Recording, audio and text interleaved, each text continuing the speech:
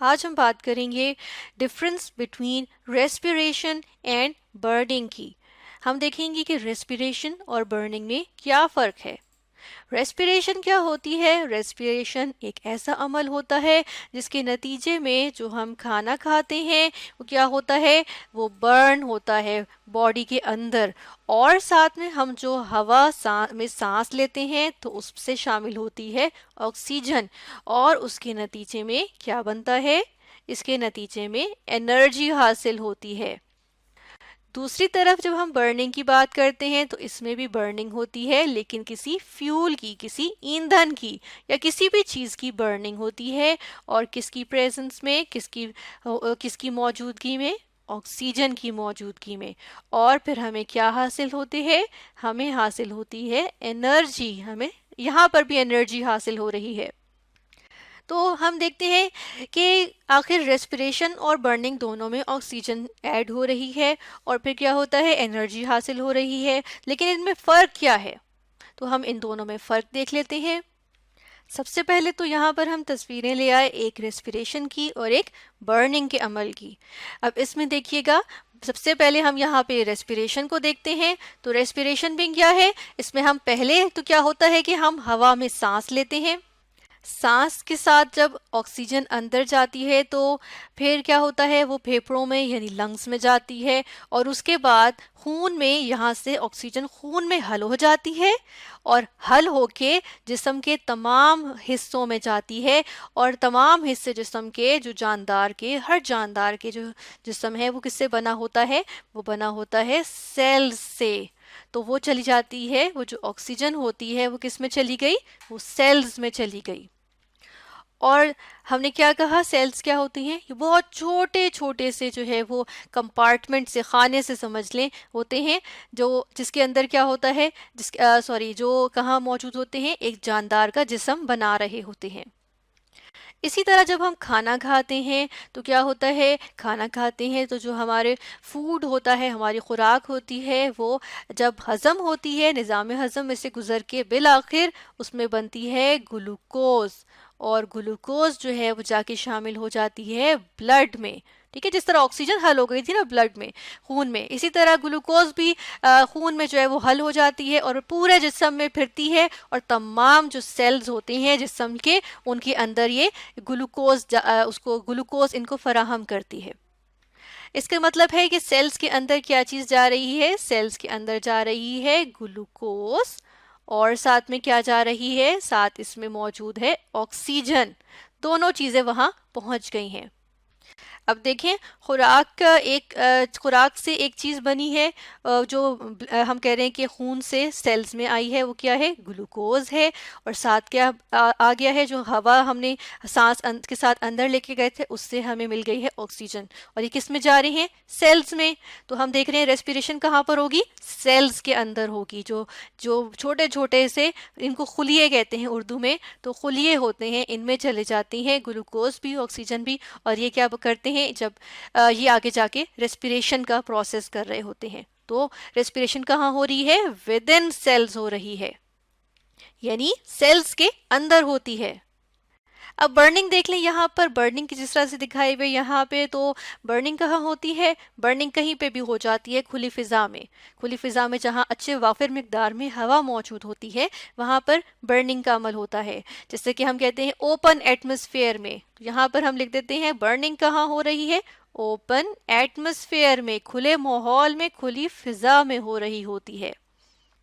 इसके अलावा हम देख लेते हैं, अच्छा यहाँ पर पहले हम लिखेंगे ये क्या था, ये डिफरेंस नंबर 1 था। अब हम देखेंगे डिफरेंस नंबर 2। डिफरेंस नंबर 2 के लिए हम देखते हैं कि जो ये रेस्पिरेशन है, ये कोई एक स्टेप नहीं है। अब देखिए ना, ग्लूकोज कहीं से आई, फिर इसकी जो है क्या होती है, इस ग्लूकोज की ब्रेक डाउन होती है, टूट फूट होती है। और हम देखते हैं किसी स्टेप पे जाके हमारे पास ऑक्सीजन जो है वो इसके साथ रिएक्ट करती है। तो यहाँ पर हम देख रहे हैं इसकी ब्रेक डाउन हुई और एक नई चीज़ बन गई। अब नई चीज़ जो बनती है उसको हम क्या कहते हैं, प्रोडक्ट कहते हैं। तो प्रोडक्ट बन गई एक, ठीक है। जब ग्लूकोज की टूट फूट होती है, ब्रेक डाउन होती है, और भी डिफरेंट स्टेप्स होंगे, और फिर कहीं जाके किसी एक खास स्टेप पे जाके किसी एक प्रोडक्ट, एक नई चीज़ के साथ ऑक्सीजन जो है वो क्या करेगा, रिएक्ट कर रहा होगा। तो हम देख रहे हैं, चलो यहाँ पर हम लिख देते हैं वो आगे जाके कहीं पे ये बनी है और ये रिएक्ट करेगा। तो हम क्या देख रहे हैं कि जो ऑक्सीजन है वो डायरेक्टली ग्लूकोज के साथ रिएक्ट नहीं कर रहा। हमने यहाँ पर लिख दिया oxygen does not directly react with glucose. लेकिन जब हम बात करते हैं बर्निंग की या कंबस्शन की, तो इसमें क्या होता है, जिससे देखें घर में नेचुरल गैस आती है चूल्हों में। अब ये चूल्हों में जो नेचुरल गैस आती है, तो हम जब इसको आग जलाते हैं तो क्या होता है, ये देखिए आग भड़क उठती है इस तरह से। ये क्या है, ये बर्निंग है। तो हम यहाँ पर क्या देख रहे हैं कि क्या होता है, जो फ्यूल है, जो भी फ्यूल होगा, क्योंकि बर्निंग में कोई भी चीज़ हो सकती है ना। यहाँ पर तो रेस्पिरेशन में ग्लूकोज की हम मेनली बात करते हैं। तो यहाँ पर हमारे पास क्या होती है, कोई भी फ्यूल होगा, वो जो ईंधन है, जो फ्यूल है, वो क्या होगा, वो डायरेक्टली किसके साथ रिएक्ट कर रहा है, जो इर्द गिर्द हवा मौजूद है उसके साथ बर्न करता है, उसके प्रेजेंस में, उसकी मौजूदगी में बर्न करता है। तो हम यहाँ क्या कहेंगे, फ्यूल जो है वो डायरेक्टली रिएक्ट कर रहा है किसके साथ, हम कहते हैं ऑक्सीजन के साथ। तो हमने यहाँ पर लिख दिया ऑक्सीजन या एयर, क्योंकि हवा में ऑक्सीजन गैस मौजूद होती है जो कि बर्निंग में मदद देती है। तो ऑक्सीजन या एयर जो है वो क्या कर रही है, वो डायरेक्टली जो फ्यूल या ईंधन है उसके साथ रिएक्ट करती है, किसमें, बर्निंग में। लेकिन रेस्पिरेशन में ऐसा नहीं है। फिर हम देखते हैं कि जो फ़र्क नंबर 3 है, इसमें हम क्या देख रहे हैं, इसमें हम देखते हैं, अभी हमने बात की ग्लूकोज से मुख्तलिफ चीज़ें बनती हैं, फिर वो आगे जाके कोई ऐसी नई चीज़ बनती है जो ऑक्सीजन से रिएक्ट कर रही है। इसका मतलब है कि ये एक स्टेप में नहीं हो रहा, बल्कि ये तो मुख्तलिफ स्टेप्स में हो रहा है, मुख्तलिफ इसके मराहिल हैं।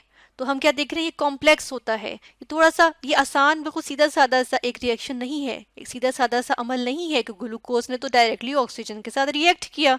हम देख रहे हैं डायरेक्ट रिएक्शन ही नहीं हो रहा, मुख्तलिफ स्टेप्स हैं बीच में। तो इसमें क्या आते हैं, मोर देन वन स्टेप्स आ जाते हैं, किसमें, रेस्पिरेशन में।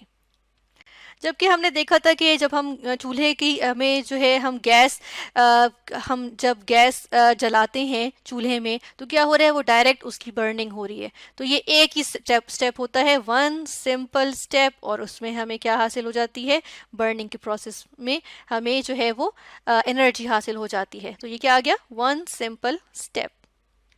अब जो ये रेस्पिरेशन होती है, ये जो हम सांस लेते हैं और अंदर हम देखते हैं कि ये पूरे रेस्पिरेशन का अमल हो रहा है, ये किस में हो रहा है, हमारे जिस्म में भी तो रेस्पिरेशन होती है ना।